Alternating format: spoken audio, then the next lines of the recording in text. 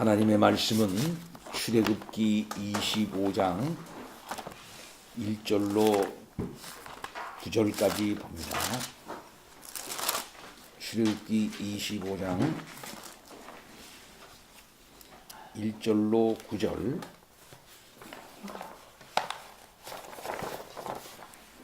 여호와께서 모세에게 말씀하여 이르시되 이스라엘 자손에게 명령하여 내게 예물을 가져오라 하고 기쁜 마음으로 내는 자가 내게 바치는 모든 것을 너희는 받을지니라.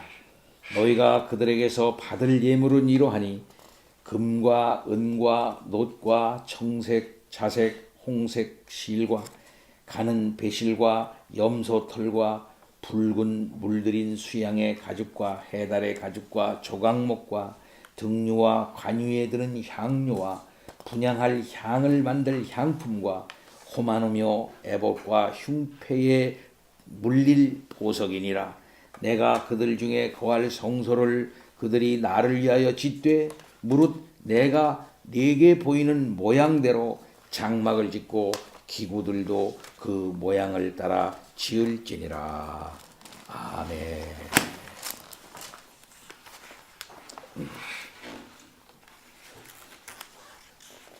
하나님께서는 이스라엘과 언약을 맺으셨습니다. 그리고 율법과 계명을 쓴 돌판을 주기 위해서 모세를 부르셨습니다. 그 외에도 하나님께서는 이스라엘과의 만남의 장소인 성막에 관한 모형과 그에 따르는 각종 제도에 대해서도 알려주셨습니다. 이것이 25장 1절부터 31장 17절까지의 내용입니다. 모세는 여호수아를 데리고 올라가면서 장로들은 아론과 훌과 함께 머물러 있으라 말하고 문제가 있으면 두 사람과 상의하라고 당부를 하였습니다. 모세가 산으로 올라가서 여호와의 영광이 시내산에 머물고 구름이 6일 동안 산을 덮었습니다. 이스라엘 자손은 타오르는 불과 같은 여호와의 영광이 나타나는 모습을 산 아래서 보았습니다. 모세는 40일 밤낮을 금식을 하면서 그 산에 머물렀던 것입니다. 여기에서 하나님을 직접 뵙고 하나님과 친밀한 교제를 나누면서 하나님과 백성 사이를 중재한 모세는 새로운 언약의 중보자이신 예수 그리스도를 예표한다고 할 수 있을 것입니다. 출애굽기의 전반부는 애굽의 종살이에서부터 하나님의 권능으로 출애굽하는 과정이 전반부입니다. 이것이 1장 1절부터 15장 21절까지의 내용입니다.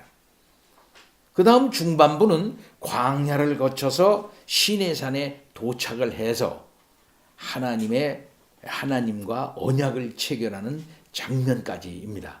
이것이 15장 22절부터 24장 18절까지의 내용입니다.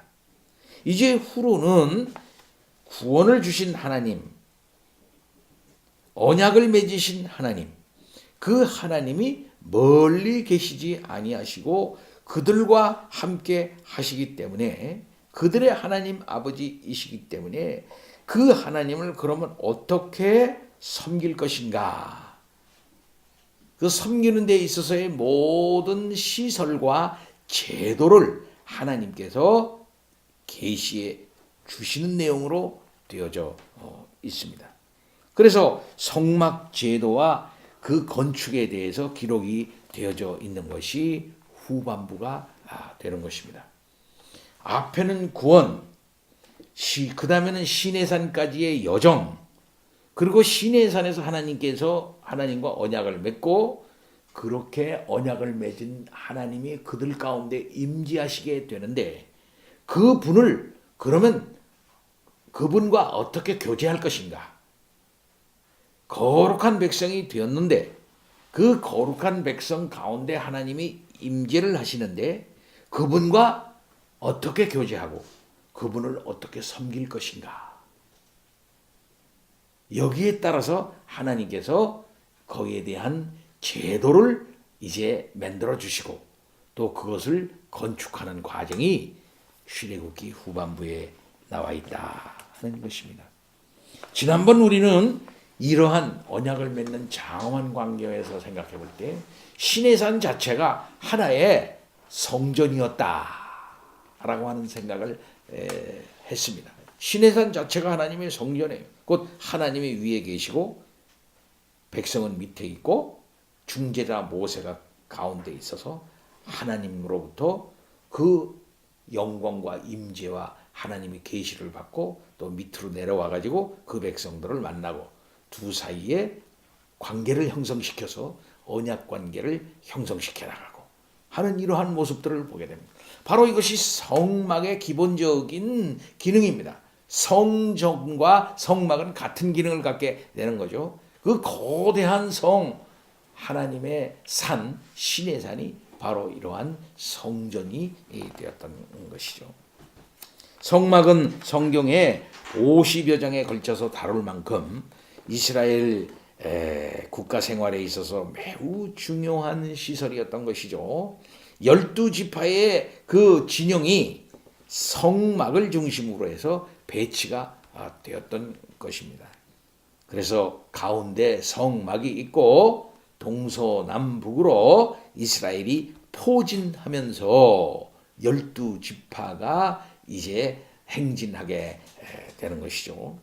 하나님의 임재를 상징하는 처소가 성막이었을 뿐만 아니라 각종 제사를 통해서 하나님께서 백성들을 만나시고 언약의 교제를 계속하는 그 장소가 성막이었던 것입니다.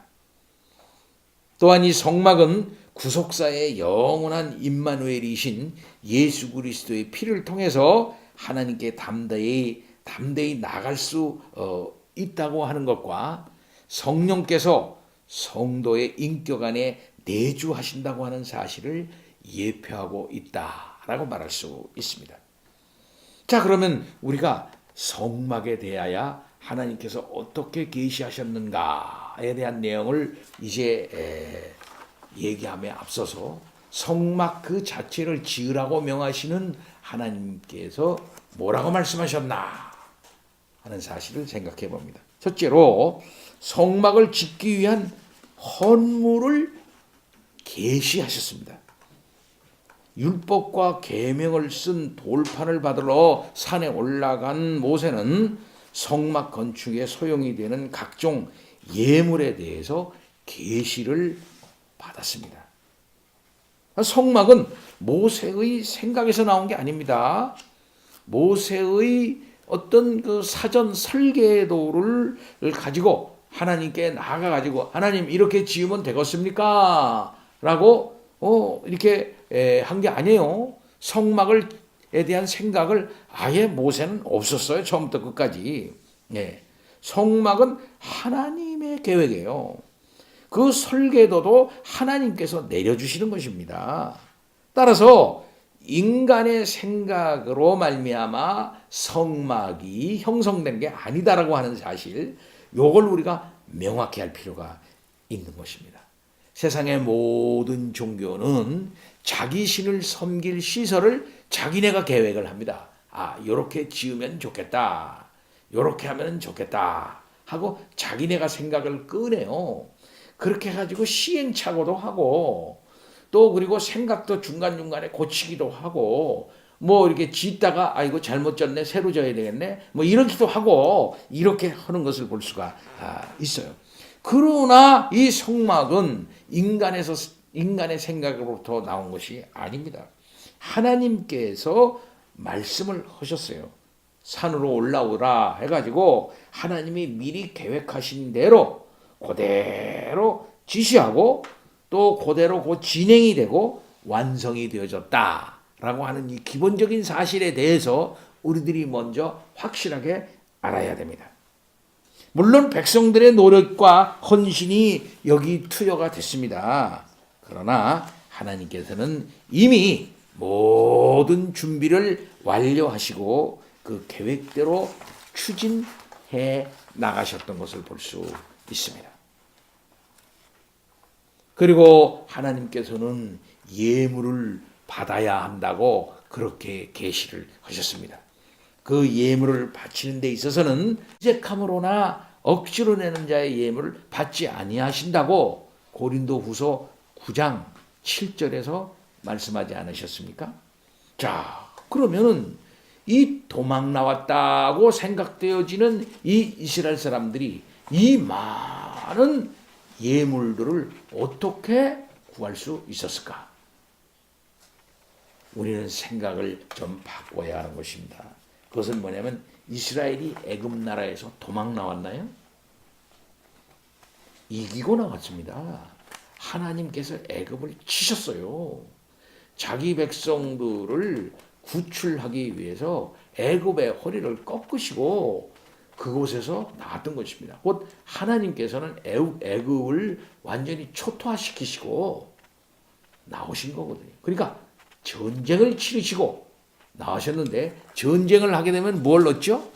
전리품을 얻습니다. 이긴 자가 전리품을 가져가게 되는 것이지요. 그런 차원에서 볼 때 출애굽기 12장 35절로 36절을 보면은 이스라엘 자손이 모세의 말대로 애굽 사람에게 은금 패물과 의복을 구하매 여호와께서 애굽 사람으로 백성에게 은혜를 입히게 하사 그들의 구하는 대로 주게 하심으로 그들이 애굽 사람의 물품을 취하였더라. 그렇게 말하고 있습니다. 이긴 자가 취하는 겁니다.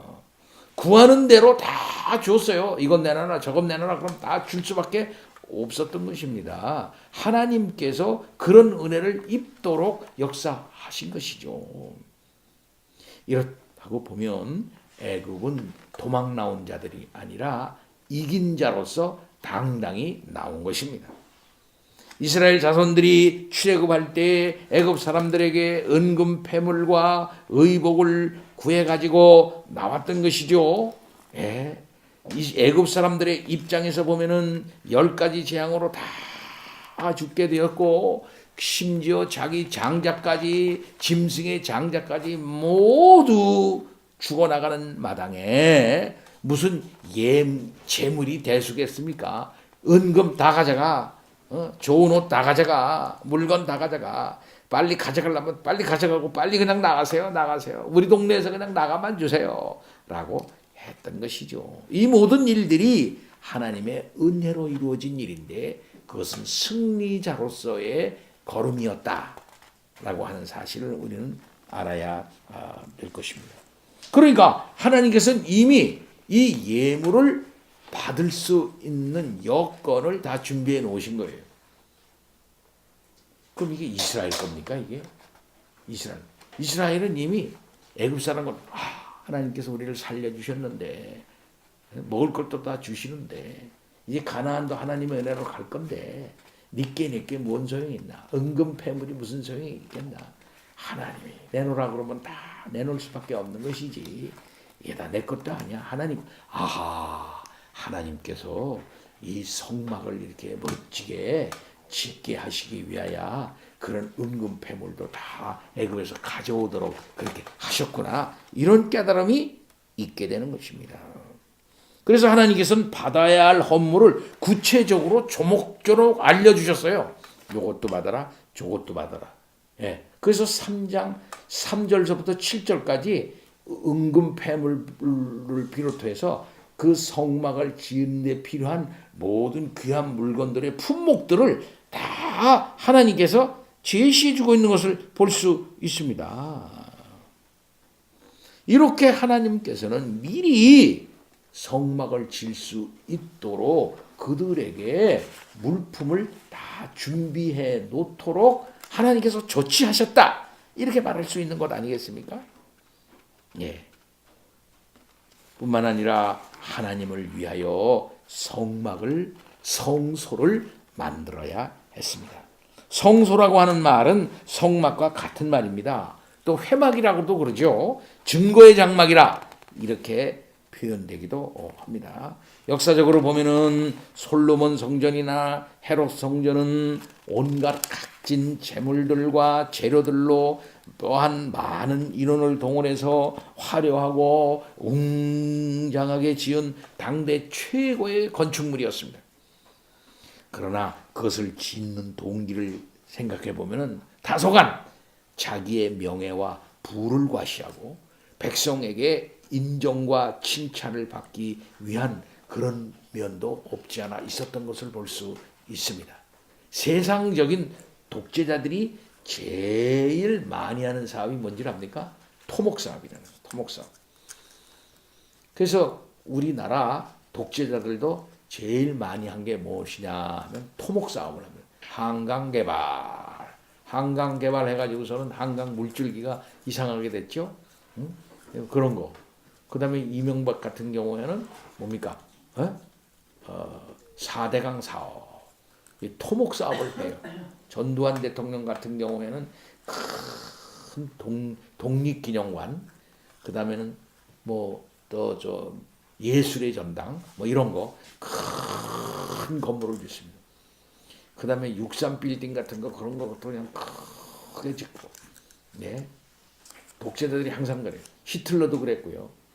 또 모든 나라의 황제들과 왕들이 왕이 되면은 자기의 치적을 마지막까지 드러내기 위해서 큰 토목 사업, 큰 건축 사업을 이제 하게 되는 것입니다. 이때 백성들은 골이 빠지는 거죠. 예, 예. 왕을 막 욕하고 별짓다 하고 그렇게 하는 걸 볼 수 있습니다. 예. 우리가 알다시피 고종의 아버지 누구죠?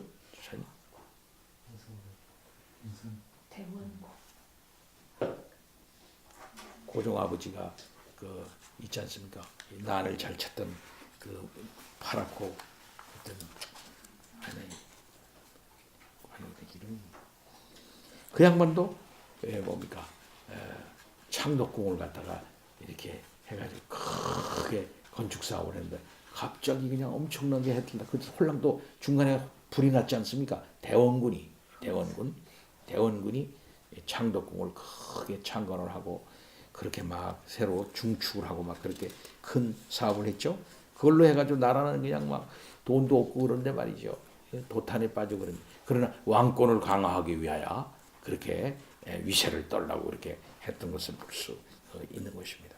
그러나 그곳에 진정한 하나님의 영광이 떠나간 성전, 그런 성전은 한낱 장사하는 집이나 강도의 소굴에 지나지 않기 때문에 무너져 버릴 수밖에 없었던 것을 우리는 압니다.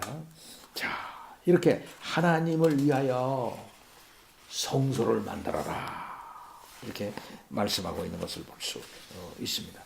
뿐 아니라 하나님께서 보여주신 그 모양과 똑같이 성막과 기물을 만들어야 했습니다. 성막을 짓다 보면은 건축 전문가들이 보기에 비합리적이거나 불필요한 것처럼 보이는 부분도 있을 수 있을 겁니다. 네. 전문가적인 견지에서 보면은 이거 안 좋은데 이렇게 하면 좋겠네, 저렇게 하면 좋겠네 할 수가 있겠죠. 그러나 성막은 전적으로 하나님께서 모세를 통해서 지시하신 대로 똑같이 지을 때 가장 이상적으로 짓는 것이었습니다. 우리는 먼저 이것부터 알아야 돼요. 하나님께서 구원해 주셨습니다. 언약을 맺으셨습니다. 하나님 나라의 법인 십계명도 주셨습니다. 또 십계명을 어떻게 구체화하실 것인가 하는 여러 법규들과 사리 판단을 어떻게 할 것인가 하는 율례들 이런 것들도 다 하나님의 판례 같은 거 이런 것도 다 내려주셨어요. 다 이렇게. 그런 다음에 하나님을 그들 가운데 모시고 살 때 그러면 하나님을 어떻게 영화롭게 할 것인가? 하나님을 그러면 어떻게 교제할 것인가? 할 때 그 교제하는 방법, 다른 말로 제사하는 방법도 하나님께서 제시해 주셨다 하는 사실입니다. 그래서 제사하는 시설들과 기구들과 그 다음에 제사장들과 재물들과 거기에 쓰여지게 되는 모든 제도들과 식양들 이런 모든 것들도 다 이게 제시해 주십니다. 여기 아주 중요한 뜻이 있어요. 그것은 뭐냐? 네 맘대로 하지 말라는 것입니다. 사람 맘대로 하지 말라는 것입니다. 곧 계시하신 대로 하라는 거예요. 가르쳐준 대로 하라는 것입니다. 죄라고 하는 것이 결국 무엇이겠습니까? 죄라고 하는 것은 자기 멋대로 행하는 것이 죄예요. 자기 멋대로 행하는. 하나님께서 하라 하는 데서 삐뚤어져서 자기 멋대로 하는 거예요. 그래서 제 갈 길로 가는 거. 아담도 이거 뭐 굳이 뭐 하나님 말씀 들어야 돼. 내가 이렇게 하면 되겠어. 하고 자기 생각대로 가는 거예요. 죄라고 하는 것은 이렇게 자기 멋대로 자기 생각대로 가는 것이 죄인 것입니다. 그래서 좌로도 치우치고 우로도 치우치는 거. 이것이 죄가 되는 거예요. 예. 인간은 이렇게 자기 멋대로 행하려고 하는 그러한 죄악된 본성이 발로합니다. 죄는 말이죠. 꼭 그렇게 나타나요.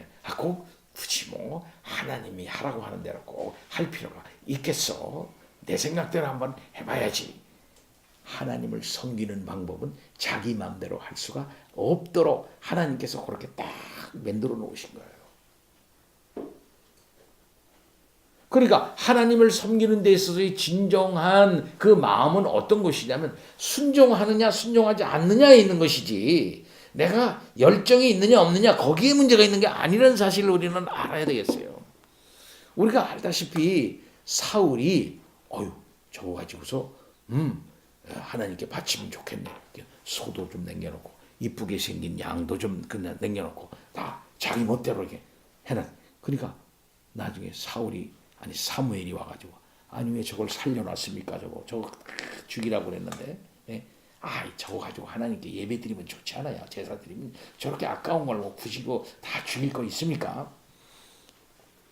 그렇게 말을 했을 때 그리고 사무엘이 올 때까지 기다리지 못하고 자기 마음대로 예배를 드렸단 말이에요. 자기 마음대로 제사를 드렸단 말이에요. 그죠? 자기가 제사장이 아니잖아요. 그럼 자기가 제사장도 아니고 자기가 재물도 꼭 그 사람들한테 뺏은 거 그것만 할 것도 아니고 순종을 안 했단 말이에요.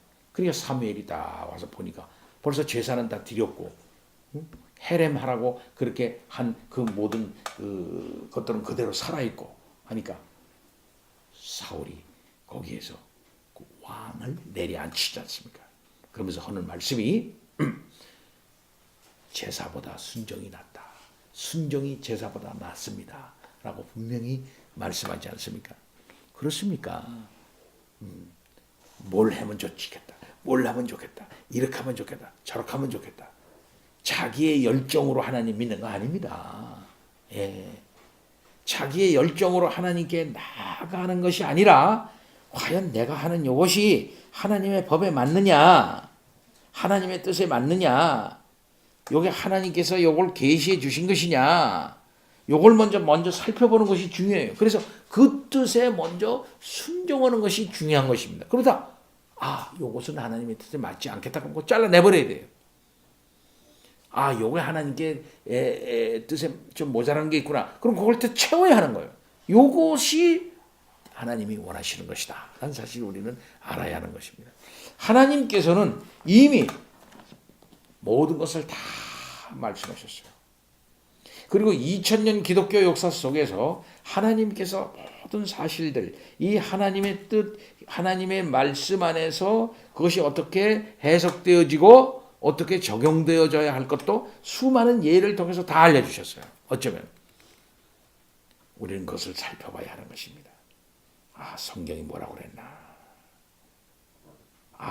그런 성경을 해석하고 적용했던 역사적 신뢰들은 어떤 것이 있나? 그들이 이렇게 해서 실패했구나. 저렇게 해서 그들이 성공했구나. 그럼 난 이렇게 해야지.